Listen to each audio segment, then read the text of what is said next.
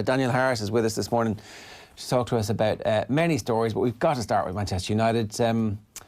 I see the comparisons. There's been, ever since Alex Ferguson left, there's always been some comparison that you can dig out statistically to say this is the bad situation, made even worse by the fact that this is the first time since X year. But this is the worst they've been after 11 games in 32 seasons. It's hard to argue with these stats at the moment. Yeah, I mean, I don't think anyone sensible would argue that United aren't crap. They are. I think that they're not as crap as people have been saying they are, in that football is, obviously goals in football are quite rare, particularly when you watch United, but in different circumstances they could have a few more points. Obviously, I'm not saying they deserve to have more points, because the points that you have are the points that you deserve to have, but they've led in a lot of games and played well enough such that you wouldn't have been surprised if they'd have won those games. Saturday against Bournemouth was not one of those games. They played well for about 10 minutes, didn't get a goal, got discouraged, and then they were unremittingly shite thereafter. But it's not hard to see certain things that have improved, but there are other things that you would expect to be getting better by now. Like, there seems to be a lack of idea of how to go about scoring a goal, and the defence is not bad. They don't concede a lot of chances, but at the same time, they can't keep a clean sheet. And those two things do not add up to a successful or entertaining football team. The last couple of games, we had seen some green shoots of recovery, specifically when Martial and Rashford were playing together. Rashford's free kick, everybody gets a bit excited. That comes off the back of thwarting Liverpool, the only team to do that so far this season. You were able to put together some evidence that things were progressing in the right direction.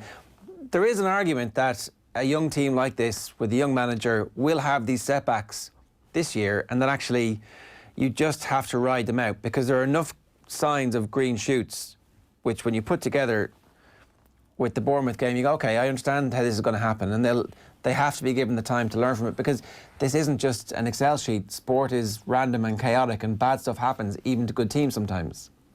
Yeah, and this is not a good team, as we say. I think that you make a good point with regard to an inexperienced manager, because people just assume, well, the players are a bit young and they'll get better.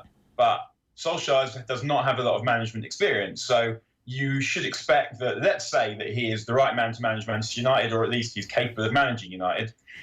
It's not unreasonable to expect him to make mistakes along the way as he learns what to do. So there is that. However, you would also expect that there'd be certain things that would have improved by now, like the way that they struggle to find the route to goal is in large part due to the fact that the midfield isn't good enough and there are problems with the strikers. But there are other teams who are finding it easier to impose their style of football, say Sheffield United, who, okay, they're a settled team and they've been together for a long time, but at the same time also Solskjaer's been in position now for nearly a year. You would expect there to be a style of play with the players that he has that looks like it works. And what you see that when he has everyone available, he can sometimes impose a style of play that sometimes works. And I think some of this is his fault, but I don't think he probably does that much work as a coach. And what perhaps he needed or needs is an elite level coach, because he doesn't have elite level players and he's not an elite level manager, even if he goes on to become one. So they need someone who is able to do those things, and someone of proper top level who's able to elevate what is around them. And you mentioned Martial, and he does make a difference. I would say that when he plays, United are able to play 4-3-3, and they don't really have the players to do that otherwise. But the problem with him is that he doesn't put himself about. So I think he's been back. He's played 4 games since he came back from injury. He came on against Liverpool when United were defending a lead, and he ambled. He didn't do any kind of running. He didn't do anything to push Liverpool back. He didn't do anything proactive. He ambled from yard to yard, and although the fact that United then conceded an equaliser isn't entirely on him, he didn't do anything to stretch the play to stop that from happening. Then he played really well against Norwich. He then made a difference when he came on against Chelsea that affected the balance of play, which was what enabled United to win the territory that enabled Rashford to score the free kick. But then against Bournemouth, you hardly saw him. And of course, it's to do with what you're feeding on. If you're not getting good service as a striker, then it's quite hard for you to do anything. What he didn't really do was occupy 2 centre-backs. Bournemouth centre-backs played really well, but it wasn't because Martial was bashing them about. it was because they defended the ball into the box when it came really well. And that's the problem. If you're the kind of team that United are, you need some kind of out ball. You need someone who's going to be able to hold the ball up. And he looks like he should have the ability to be able to do that, but he also looks like he doesn't have the inclination to be asked to do that all the time. Daniel, you were writing about the other side of Manchester in The Guardian over the course of the weekend, about the idea of, I guess, Guardiola's brilliance, to put it like that, that when you look at what brilliant Guardiola teams have done, they have, to a point, been full believers in the Guardiola system, and their excellence as individuals has been, I guess, complemented perfectly by the system that Guardiola has implemented. But if you take that away, if players are let to figure things out for themselves, if things start going badly against the system, can the individuals figure things out for themselves as well? Just explain to us your take on that, and why you think this might come to fruition this season. Well, I think there's a balance in any football team between players. You want a balance of personalities, so that you've got players who do what the manager tells them, who you can rely on, and then you need a few people who, when things don't go well, you can rely on them to sort things out for themselves on the pitch. And Guardiola hasn't always had that. He had a little bit of Barcelona, and that's partly because of players who he just inherited, like he had Puyol, Busquets was there. But City, for example, he doesn't really have those kind of players. He has a team of choirboys. And what you get with that is when Guardiola says he has a vision of how he wants football to be played, and he has people of the necessary skill and coachability and aptitude to be able to play that well, what he does is he trains almost a level of automation where everyone knows where everyone's going to be all of the time. And so they play at such speed with such levels of automation that when it goes really well, no one can keep up. And that's why you see the brilliant football that Guardiola's teams have always played. But when things don't go according to plan, what you sometimes get is you get a collapse, because there's no one who is able to sit in there, who's able to use their personal bloody mindedness to impose that upon the game to make sure that you don't concede 3 goals in 20 minutes. And Guardiola City have done that a few times. They did it against Tottenham in the Champions League last season. They did it against Liverpool in the league and the Champions League the season before that. They did it against United when they were trying to win the league in historic style against a local rival, where they collapsed. And the example I always think of, to look at it from what can happen the other way, is that, and it's a Manchester United example, apologies for that, this is not using Manchester United to chastise City. For people who get very sensitive about these things, Guardiola is a football genius and a brilliant manager. But when United played Juventus in the semi-final in '99, Juventus played them off the pitch in the first half of the first leg. But what happened was United got out that first half of that first leg just 1-0 down, because they had players like Roy Keane and David Beckham and Ryan Giggs and Jaap Stam, who make sure that when you're struggling, when your backs are against the wall, and when something where you think this was not in the game plan, it means that you don't collapse and you don't get battered and you don't lose a tie over 2 games, a 180-minute tie over a mad 15 or 20-minute period. And that's one reason, I think, why Guardiola hasn't won the European Cup in a few years. And the other reason is that in order to play his football, he buys goalkeepers and defenders according to what they can contribute to his attacking game. And eventually, it won't always happen in the league, because the league's not as chaotic. You have 38 games to win the league. So even if it goes wrong a couple of times, you should still be able to dominate the ball in enough games so that you win enough games so that you win the league. And that's why we keep seeing these outrageous points tallies. That's why we keep seeing these ludicrous hammerings that City hand out probably more regularly than any other team that's ever played in British football. The United's treble team is the only team I can think of that has dispatched as many outrageous kickings. And that's why it happens for City. But in the European Cup, where you're playing cup games, there's less margin for error, and you're playing opposition who are good. So if it doesn't go well in those situations, if you can't rely on your defenders to defend, then it might go wrong for you. And I think that City, in my opinion, have been the best team in Europe by far for the last 2 seasons. And to not win the European Cup while being the best team in Europe for 2 seasons is unusual. The best team won't always win it, but even though it's cup competition, most of the time you would say the best team in Europe does win it, or at least get it to a final. And City haven't even got to a final yet. And the reason why is that you can't rely on Nicolas Otamendi and Kyle Walker and whoever, and Fabian Delph, if he was playing at left back, to defend well enough to be a quality team over 2 legs. And the example I always give, and I'm sure I've given it on here before, is when City played Spurs in the first leg at Wembley last season. before Son scored the goal that won that game, he had 7 consecutive touches in the City box.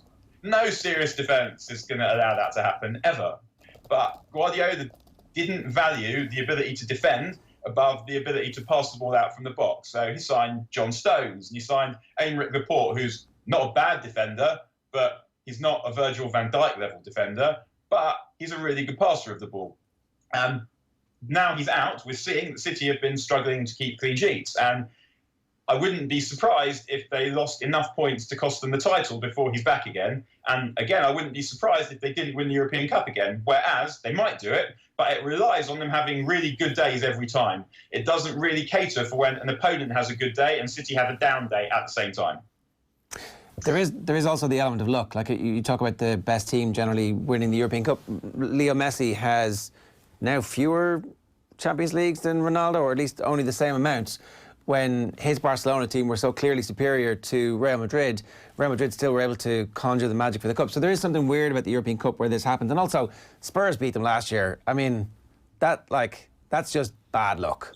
That's the point, isn't it? No. How is it luck? City, as I said, they lost the first leg, and the reason I thought they lost the first leg was because Guardiola, in an unusual step for him, he actually deviated slightly from his principles, and he picked an extra defensive-minded player in the first leg at Tottenham to try and make sure they didn't lose. And Spurs were scared of City. And you could see watching that game, Spurs suddenly realised after about 20 minutes that actually we've got a bit of an opportunity here.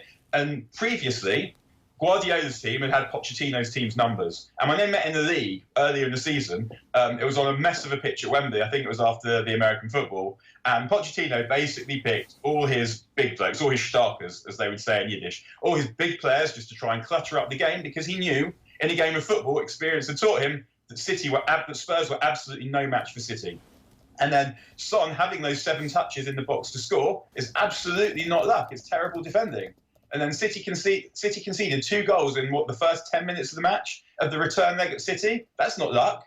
That's bad defending. It's chaotic, you might say, but there's nothing unlucky about accidentally, by mistake, having the misfortune to chuck in 2 goals against an inferior team in the European Cup quarter-final. That is absolutely not luck. That's the very opposite of luck. And in general, football is a chaotic game, but it's not really a lucky game, because even if something happens, a referee makes a mistake, the ball hits a divot, you've got, in the European Cup quarter-final, you've got 179 other minutes to render that irrelevant with skill. So I don't think that luck was the issue there. I think that bad tactics were the issue, bad defending, incompetence, call it what you like, but it's not luck, in the same way that when City win the league, it's not luck, they're the best team.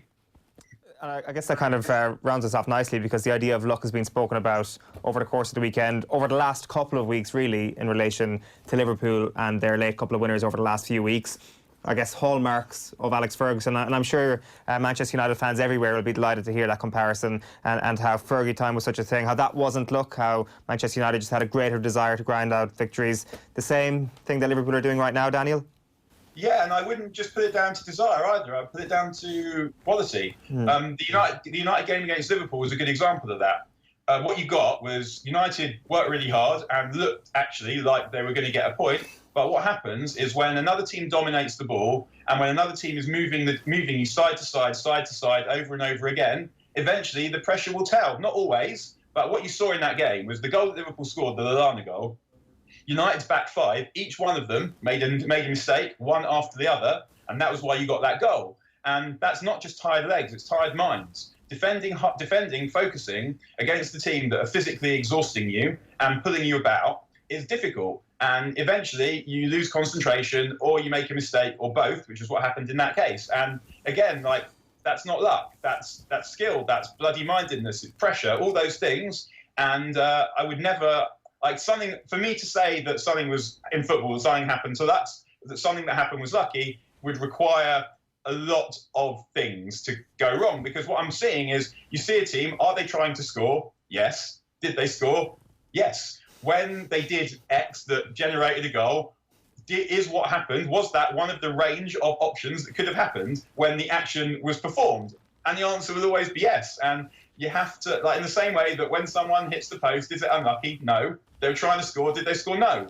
And you have this range of options that happen in any sport when someone does something, and the opponent has to consider the full gamut of options, and they are all potential eventualities when someone does something. And so Liverpool getting a lot of goals is because Liverpool are fitter than the other teams, they're stronger than the other teams, they have more belief than the other teams, they're better organised than the other teams, and that's why these things keep happening. It's like that old Gary Player quote, the more I practice, the luckier I get. Yeah. And it's that. It's a perfect point to end. Dan, great to tell you this morning. Thanks a million.